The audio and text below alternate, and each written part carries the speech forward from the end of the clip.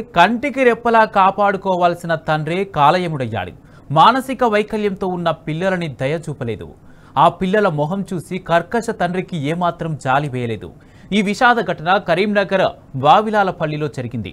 మంచిర్యాల జిల్లా దండేపల్లి మండలం వెంకట్రావుపేటకు చెందిన మల్లేశం 7 ఏళ్ల క్రితం కరీంనగర్ వచ్చాడు.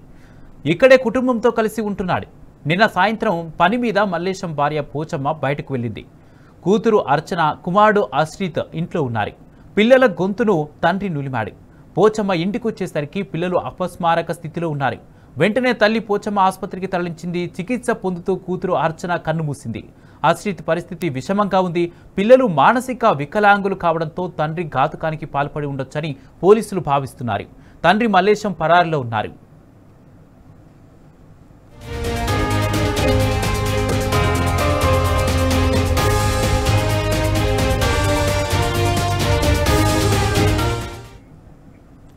కంటికి రెప్పలా కాపాడుకోవాల్సిన తండ్రి కాలయముడయ్యాడు.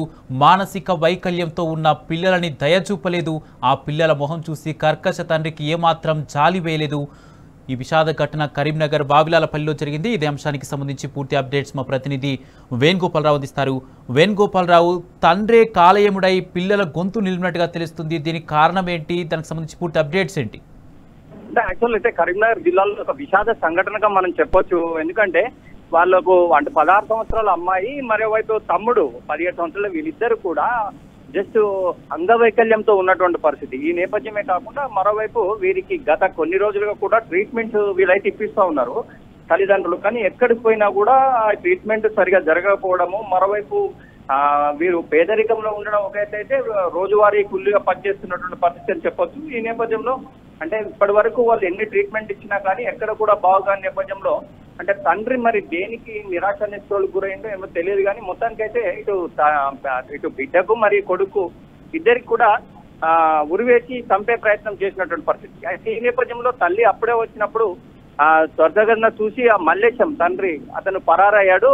కానీ బిడ్డను కొడుకును ఇద్దరిని కూడా కరీంనగర్ సివిల్ హాస్పిటల్ తీసుకెళ్లారు. కరీంనగర్ సివిల్ హాస్పిటల్ తీసుకెళ్లిన తర్వాత సివిల్ హాస్పిటల్లో కుమారుడు అయితే చనిపోయాడు. కానీ ఆ కుమార్తె మాత్రం ఇప్పుడైతే ట్రీట్మెంట్ జరుగుతోంది. మొత్తం మీద అయితే అంటే గత కొన్ని రోజులుగా కూడా కొద్దిగా ఎకనామికల్ ప్రాబ్లమ్స్, మరోవైపు ఎక్కడ తీసుకెళ్లినా కూడా బావుకాని నేపథ్యం, ఇవన్నీ కూడా చూసిన నేపథ్యంలోనే తండ్రి మరి ఎందుకు నిరాశ నిస్పృహలకు గురయ్యాడో కానీ అంటే కన్న తండ్రే ఉరేసినటువంటి పరిస్థితి. అంటే ఇదంతా కూడా స్థానికంగా ఒక సంచలనం సృష్టించని చెప్పొచ్చు. మొత్తం మీద అయితే కూతురు మాత్రం ప్రస్తుతం అయితే ఇటు కరీంనగర్ సివిల్ హాస్పిటల్లో చికిత్స పొందుతుంది. అంటే మొత్తానికైతే ప్రాణాపాయం లేదని అయితే చెప్తా ఉన్నారు. కానీ కొడుకు మాత్రం మృతి చెందిన ఘటన మాత్రం కరీంనగర్ జిల్లాలో ఒక విషాదాన్ని చోటు చేస్తుందని చెప్పొచ్చు. Right, thank you Venu.